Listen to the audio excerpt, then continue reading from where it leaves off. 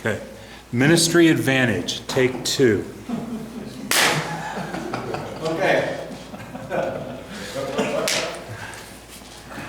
So the roots of Ministry Advantage came from my 2 partners from Seattle.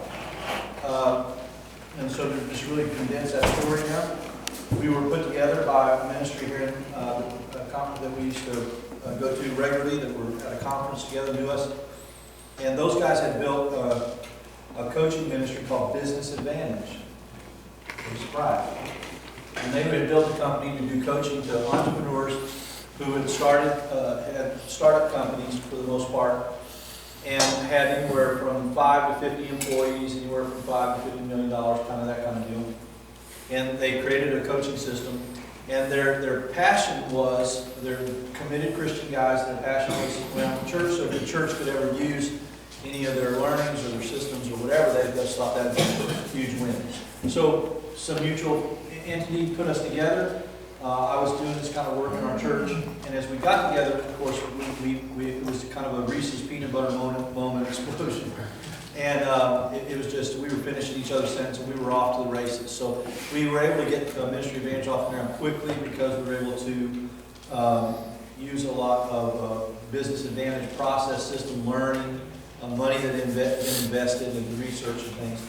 Some of the content, a lot of the business content was unique to business, so we had to do a lot of content for Ministry Advantage.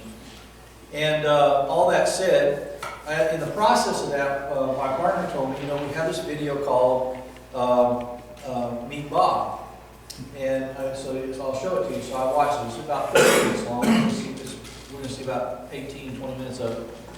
And I remember the first time I watched it, I thought, that is just outstanding. I said, every pastor I know ought to watch that video, or at least part of it.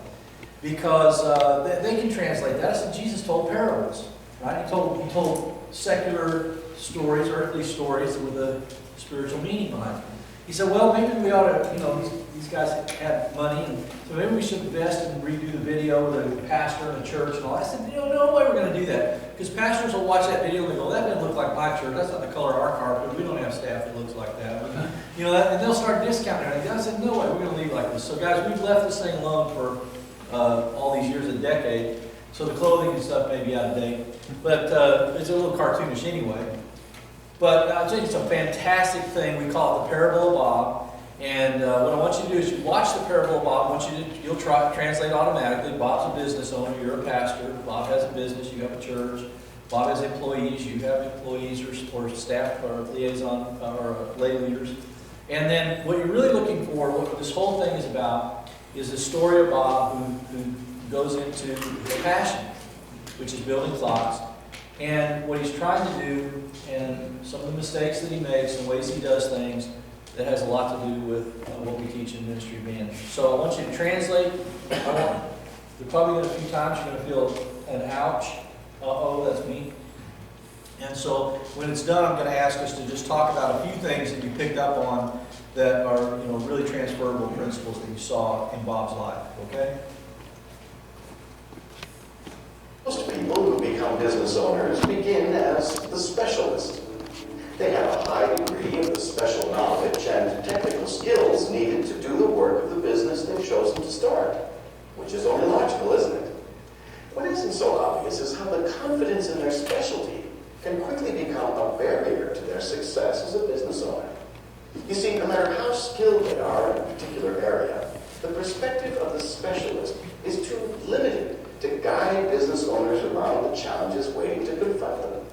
Of course, most business owners aren't aware of the specialist perspective and how it affects their ability to make their business work the way they want it to. To show you the dramatic impact the specialist perspective can have on the growth of a business, let's follow a small business owner through 3 distinct stages of the business development cycle. Startup, Let's call that the church cycle right there. and plateau. Oops. Meanwhile, his specialty is making and repairing clocks. In fact, he's the best clock man in town. 6 months ago, he left his job at Pendulum Clocks to start his own business, just in time. During the startup phase, Bob and his business were one and the same. If Bob wasn't physically present to do all the work, there wouldn't be any business. As a business owner in the startup phase, He became responsible for all of the jobs in his business. He had to start wearing all of the hats. He still made and repaired clocks. But he also became the salesman, inventory clerk, shipper, customer service rep, and the job he likes least, bookkeeper. At first, things were a little slow, and Bob had a little extra time to teach himself how to take care of those extra jobs. But as word got around about Bob and his unique clocks and great repair service, his business started to grow. Pretty soon he had a steady stream of customers coming through the door. After frantic weeks of trying to do all the jobs himself, more and more things started slipping through the cracks, and the paperwork piled up. When it finally became obvious that he couldn't satisfy the needs of his customers and his business by himself, Bob decided it was time to hire someone who could take his least favorite responsibility off his back. Meet Sue. She's also a specialist. She's a whiz for bookkeeping. Bob was relieved to have one less hat to wear because he wanted to spend more time on his specialty, making and repairing clocks. But his business is still growing, and as the number of orders grow, so does the work of getting the clocks built and shipped, and getting the customer served. So Bob starts giving more and more hats to Sue, in the hopes she can help relieve some of the pressure, just until he gets caught up, of course. Although she was hired as a bookkeeper, she's become a receptionist, shipping clerk, and inventory clerk as well. Pretty soon she's